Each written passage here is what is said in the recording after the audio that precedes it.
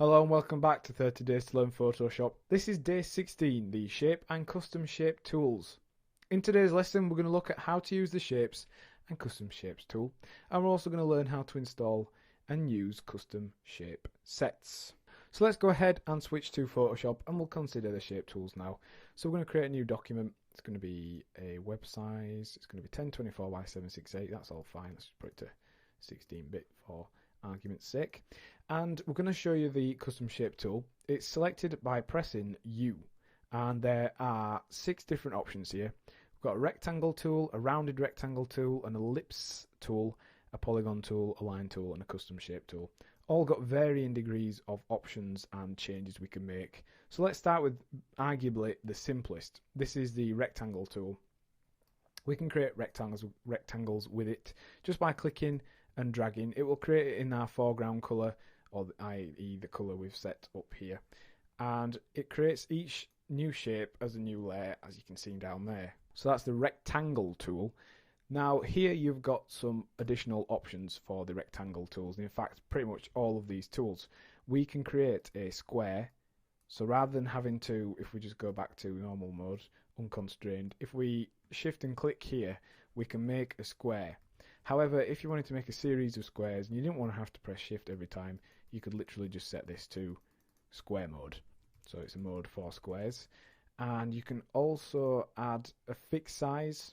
So we could set it to be a 500 pixel shape or 500 pixel square. And also you can do a proportional size. And then the final option at the bottom is snap to pixels. So we could actually have it snap into place rather than just us free aligning it. So that's the rectangle box. All of the shape tools have the ability to be add, subtracted, intersected and overlapped using those options there. So let's just show you that. Let's create a shape, and then the next shape we add is going to be taken off that. The overlapping one, wherever it overlaps, creates a shape, and this one basically does the same thing but in reverse. So those tools can be used with pretty much every shape tool. And that's the rectangle tool. Very simple, nice and easy to use. One thing you'll want to be able to do is resize shapes, probably. So let's say you've dropped that in there. You think you're happy with it, come back to it, a couple of hours later you want to change the size. All you need to do is use the move tool, and the move tool works on layers, shapes, text, everything. So just click on the layer, make sure you've got all of these ticked on and it's set to layer, and you can resize it, rotate it, squash it, whatever you want to do using the transform tool. So let's look at some of the options we've got now then. We've got a rounded rectangle tool, which, as it says on the label, creates a rounded rectangle. So we can see here we've got a radius box, which we didn't have on the previous shape. And it creates these rounded edges onto the corners of a box. And if you set it to the maximum, which I think is 99 pixels, like so, we can then see there's a considerable difference in those shapes. We've got the option on this tool again to do it as a square, as a fixed size from the center, or snap to pixels. So that's the rounded rectangle tool. Ellipse tool, very similar, it works the same. If you don't press shift, you can create ovals and what appear to be like the ends of cylinders, but if you press and hold shift, you create circles. Again, works with all of the add, subtract and custom shape tools, and also they will interact with each other. So let's just show you that. If we create a rectangle and then we minus a circle from it, you can see those interact together. So the circle, again, you can do it as a fixed size, you can do it proportional, you can draw the diameter, so you're drawing actually the size you want it to be. So it's just slightly different ways of being able to create the circle. So next we've got the polygon tool, which is for creating shapes, hexagons, triangles, octagons, basically a number of sides. So we're going to work on a triangle here. You can use shift and hold it down to align it and make sure your triangle's got perfectly level and accurate sides. And also we can set the number of sides to create polygons, to create octagons, and when you're just pressing down, if you press and hold shift, you can align them, go upwards, and that aligns it on the level. So that's a polygon tool. Options for this are a little bit different. If we set this to be a 5-sided polygon and then tick this mode here, which is star mode, we create a 5-pointed star. So rather than it being 5-sided, it's got 5 points. We can change the indentation on the sides here, and also we can smoothen out the gaps. So instead, we've got a nice, sharp, crisp star, or one with rounded edges, more like a sort of sheriff badge shape. We can smooth the indents, as we've done there, which are these indentations into the actual shape. And we can also smooth the corners, so we get a bit more of a kind of a starfish sort of shape. And then if we set a radius, such as 30, that will actually set the size of that shape. And if we turn off smooth indents, we can create sort of flower shapes. So that's the polygon tool. A little bit different, and again works with all the add, subtract, take away from, color options, resizing, everything. Now the line tool, most people think this is just a line tool, which yeah, it's quite handy, but you can, as I've just spoiled by accident, set arrowheads onto the ends of your line. And if we press start, we get wherever we start from, it's got an arrowhead. We can change the size and the length and the width and the concavity of the rear of the arrowhead. So lots of different options there. Great for making quick annotations and notes and that sort of thing. And to set the thickness of the line, set the weight in this box here. So if we drag it upwards, you see we get a bigger line, a thicker line, and a larger arrowhead. And then finally we've got the custom shape tools. Now these are a little bit different. They are shapes that you can download. There are some included in the default setup of Photoshop.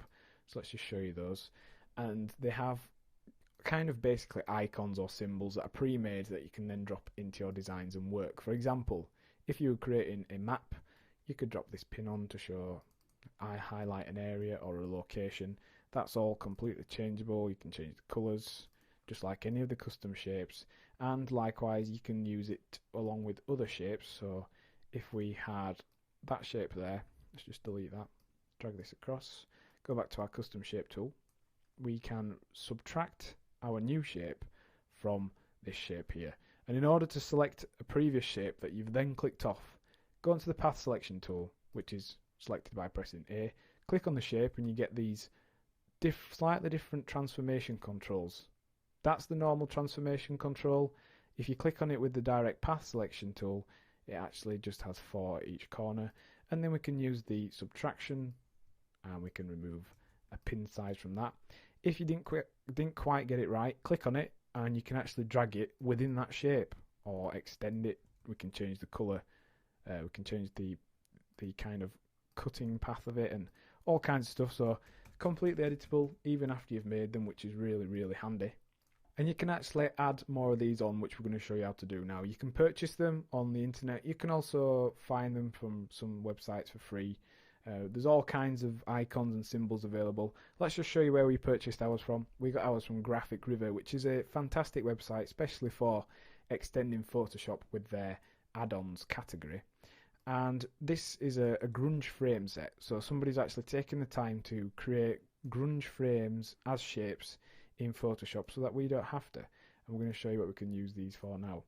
So if we go into the drop down menu, which is where you change the shape you're actually wanting to use, and you can go to load shapes. This is just like brushes, just like all the other tools within Photoshop. And you can see here we've got the download, we've unzipped it, and we've got a CSH file, which actually is a grunge, which is a shape file, sorry. Because shapes are more like mathematical formulas rather than actual images, they are technically kind of programs or scripts. So we just click on this .csh file, open it up, and that will then load into this palette here. And you can see we've got all these grunge frames down at the bottom. Now these work just as a custom shape. We can place them in as they are intended, as the right perspective. We can rotate them, resize them, drag them, cut them away from each other just like this. And they are really, really great tools because they help extend your designs. There's plenty available. You can make your own, and it's just a really interesting feature that Photoshop has. So that is the shapes tools. There's plenty of them, all under U, so you will need to press Shift and U to cycle through them. And one last thing you're going to need to know is sometimes you're going to want to apply an effect or draw onto a shape. And unfortunately they don't work just like a normal layer, because you see we've clicked on the brush tool here, we've created this shape, it's got its own layer, that's all fine. When we hover over it, we're getting the, sorry, this is kind of forbidden icon. So you need to rasterize custom shapes in order to edit them. So click on them and you'll see we get this error or this alert regarding how it will no longer be a vector mask. Do you want to rasterize a shape? Press OK, and then now we can actually draw onto that layer. We can raise it just like any other layer, and we can do all kinds of stuff with it. But it does mean it loses its shape powers, which are the ability to be able to resize them so they don't get blurry. Whereas if we kept resizing this, because it's now pixelized or rasterized, it will actually be bitty and have some severe noise at the edges the more we distort it. So that's one thing you have to do, unfortunately, with shapes in order to be able to work with them. That includes things like putting filters on them. It has to be rasterized already so that we can actually work with them. So what did we learn in today's lesson? Well, we looked at how to add, edit and use shapes and custom shapes. And your task for the lesson is to find a shape set on the web like we used and install it. Practice using the shapes as well as skewing and distorting them. Next time on 30 Days to Learn Photoshop, we'll be looking at the Type tool. Thanks for listening.